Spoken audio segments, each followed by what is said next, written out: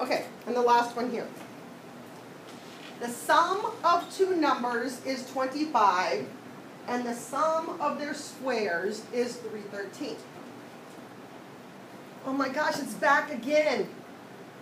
The sum of two numbers. It's here, it's here to haunt us. So how do I write those two numbers in terms of x? X and 25 minus x. So that's how I represent my two numbers. The sum of two numbers is 25. So I start by representing the two numbers in terms of x. Now, then the sum, which means I'm going to add their squares. So the sum of their squares. So when I square the first one, it's x squared. And when I square the second one, it is a quantity. So it needs to be in parentheses, squared. Okay? So again, let me back up. The sum of two numbers is 25. Anytime you hear the sum of two numbers, you should be like, ding, ding, ding, my God, this thing is going to kill me. X and that sum minus x. Then, I use this for my equation. The sum, which means I'm going to add their squares. So square this, square this. This is a group of quantities, so it needs to be in parentheses.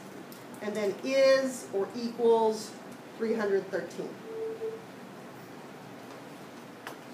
Now, this is the part that if you don't do this, you're going to be confused because you won't have any x terms in your equation.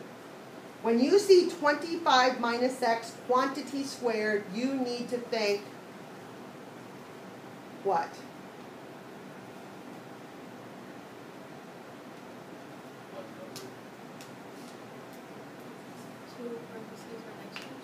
Two parentheses, which means I'm going to do what with it?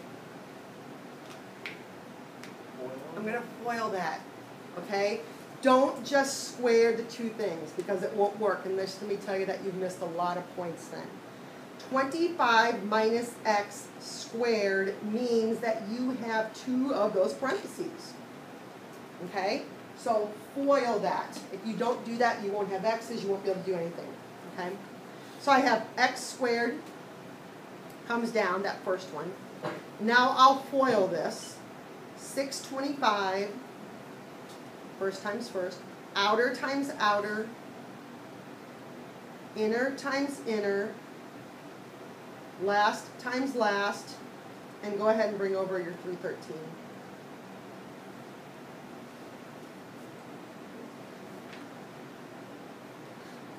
So FOIL. When you see a quantity squared, it's a FOIL.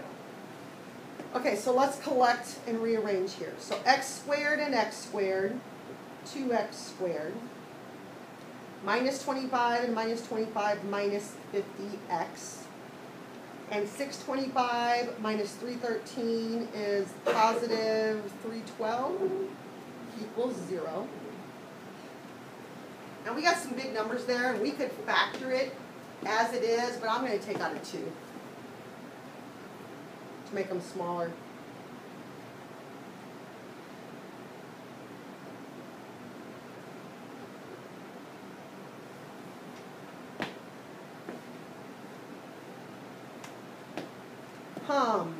I don't know. Anybody? Anybody from the peanut gallery back there got this real quick? 56. I'm sorry, what? Double A, my bad. No, I know it's 156. I know, that's why I said it was I'm looking for my factors. I was behind. My bad. 12 and 13. Now notice I had to go to my calculator to get that also. I did not know that off the top of my head. So don't be afraid just to go to your calculator and start doing some dividing. So that makes my possible solutions 12 or 13.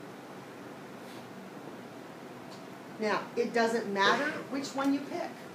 Because if x is 12, then 25 minus 12 is 13. And if x is 13, then 25 minus 13 is 12. So it's 12 and 13. either way.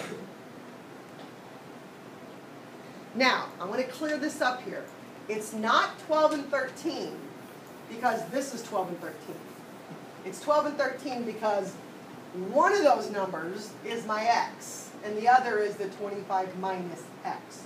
So I don't want you to be confused there. It just worked out that way.